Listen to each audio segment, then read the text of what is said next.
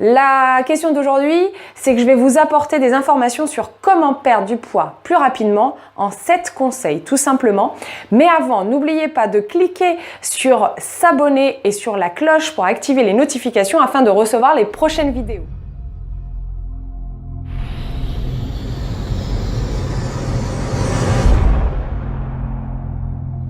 Bonjour à tous, je suis Sandra Ferreira, diététicienne nutritionniste pour Fit Panthers.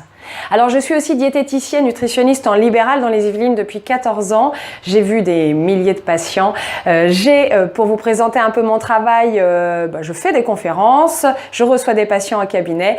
J'ai écrit un livre qui s'appelle Comment manger sereinement, perdre du poids durablement aux éditions Vie. Je suis aussi chroniqueuse radio et j'ai aussi publié un DVD sur l'alimentation des enfants aux éditions Les Lundis d'Altor. Alors c'est parti, je vais vous expliquer comment perdre du poids plus rapidement en 7 conseils. Alors le premier conseil à suivre est 1. Élaborer un plan à suivre. La planification est la graine du succès. Je suis sûre que vous n'iriez pas en voyage, une destination lointaine sans savoir où vous allez et par où vous allez passer. Mais en matière de diététique, c'est pareil. Si vous voulez perdre du poids ou si vous voulez prendre en musculature pour avoir de beaux muscles saillants, il faut un programme défini. Il faut que vous posiez tout à plat pour avoir un programme à suivre. Ça paraît logique. Vous partez en vacances, vous faites la même chose. Et bien là, c'est pareil. Plus vous suivrez bien ce plan, plus ça vous motivera en plus et vous réussirez mieux, ça c'est prouvé. Petite astuce, essayez d'emmener un camarade avec vous, une amie, quelqu'un en qui vous avez confiance. Quand on fait les choses à deux, ou même à plusieurs, mais c'est beaucoup plus motivant. L'un va entraîner l'autre en général et on a envie de montrer des résultats, donc c'est important. Réellement, croyez-moi, élaborer un plan, ça va vraiment améliorer votre réussite. Deuxième conseil, faites plusieurs repas par jour. Ça peut paraître bizarre, souvent mes patients sont étonnés de ce conseil parce qu'ils ont l'impression qu'ils vont manger plus. Non, ce qui est bien, c'est de faire plusieurs repas par jour.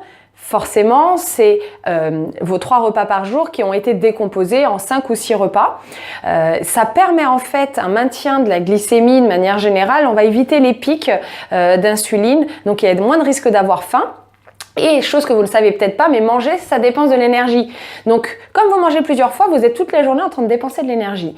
Et mine de rien, pour la frustration, c'est plutôt très positif parce que vous n'avez jamais faim dans ce concept-là. Alors, on est bien d'accord quand je dis de faire plusieurs repas équilibrés, c'est-à-dire qu'on pratique un fractionnement alimentaire, 5-6 repas. On va avoir un petit déjeuner, une collation dans la matinée, déjeuner, collation dans l'après-midi, dîner, voire des fois dans la soirée. Tout dépend de votre activité. C'est pour ça qu'il faut personnaliser votre programme alimentaire à ce que vous faites. Est-ce que c'est pour une perte de poids, une prise de masse?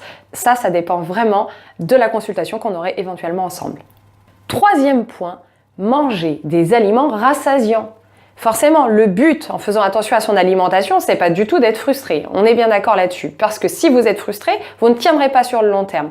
Alors, des aliments rassasiants sont des aliments qui calent bien, qui permettent de tenir assez longtemps.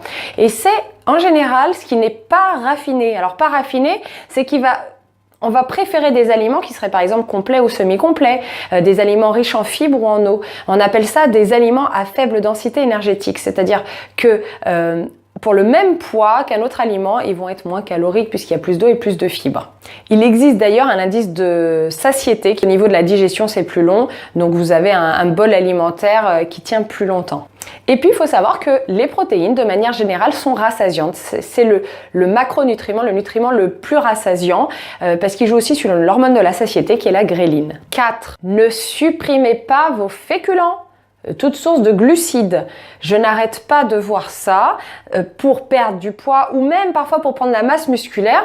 Je sais pas ce qui se passe dans votre tête, mais vous supprimez tout ce qui est pâtes, riz, sucre. Je comprends ce qui se passe en fait dans votre tête. C'est une diététique bien vieille où on les enlevait parce qu'on pensait que cela faisait perdre du poids, mais c'est pas comme ça que ça marche. Bien sûr, quand on les enlève, on perd du poids puisqu'on a enlevé un grand groupe d'aliments qui apportent quand même des calories, mais ce sont des calories nécessaires pour la perte de poids et surtout pour le maintien de cette perte de poids.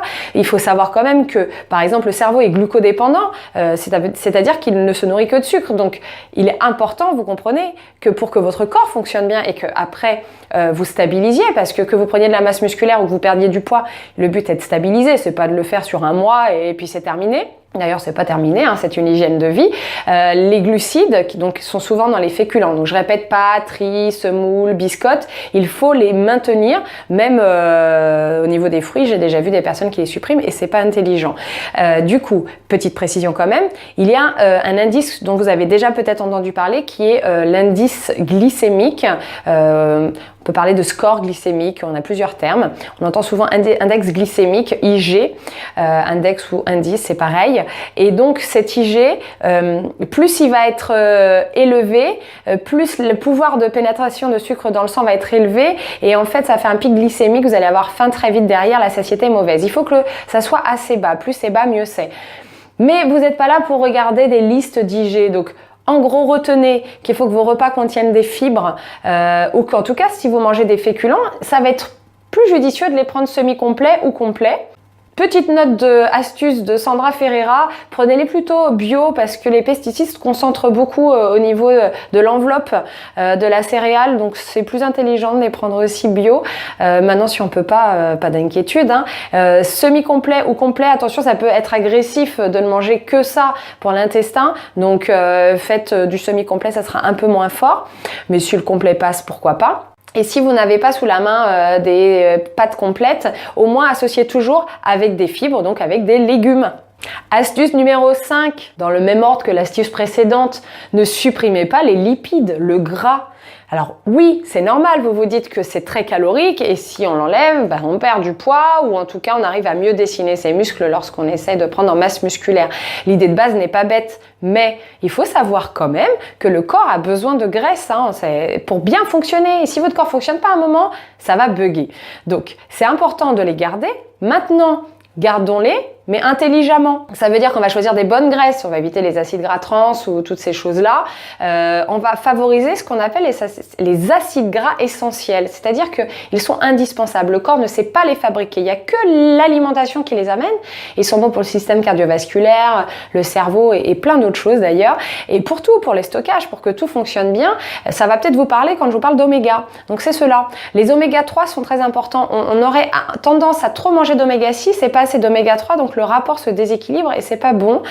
Donc il vaut mieux manger plus d'oméga 3, moins d'oméga 6, ce qui permet un meilleur stockage des graisses en plus dans l'organisme. Alors les oméga 3, on les a où? Petite astuce, pour retenir, il y a 3 huiles, ça se termine en A, le son. C'est l'huile de noix, de soja et de colza. Et colza, c'est une huile neutre, donc pourquoi pas? L'huile de noix, elle a le goût de noix, donc mais par contre utilisez-les à cru, donc c'est pour dans les vinaigrettes essentiellement. Sinon les oméga 3, on les a aussi dans les poissons. Alors je vous conseille d'en consommer 2 fois par semaine et il faut au moins qu'un des deux soit un poisson gras parce que c'est là-dedans qu'il y a plus d'oméga 3. Et les poissons gras, petite astuce, on les reconnaît comment? Avec leur peau grise luisante, donc saumon, maquereau, sardines, préférez les petits poissons, il y aura moins de stockage de métaux lourds. Conseil numéro 6, buvez. Alors pas d'alcool, on parle bien d'eau. Buvez de l'eau. Alors l'eau n'est pas magique, l'eau ne fait pas perdre du poids, je n'ai pas dit ça. Mais bien sûr, le corps il est quand même composé d'eau, de beaucoup d'eau, 60-70%, ça va dépendre si on est une femme ou un homme, parce que l'homme est plus composé de tissus musculaires, donc a plus d'eau. Nous les femmes, on a plus de tissus graisseux, on est faites comme ça. Et donc il faut quand même que le corps il ait suffisamment d'eau et que ça se régénère bien. Donc c'est important d'apporter de l'eau. En plus, ça apporte de la satiété. Forcément, si on a de l'eau dans l'estomac, on a moins de risque d'avoir faim, mais vous n'aurez pas faim puisque vous allez écouter mon conseil où je vous demande de fractionner. Ça, c'est important.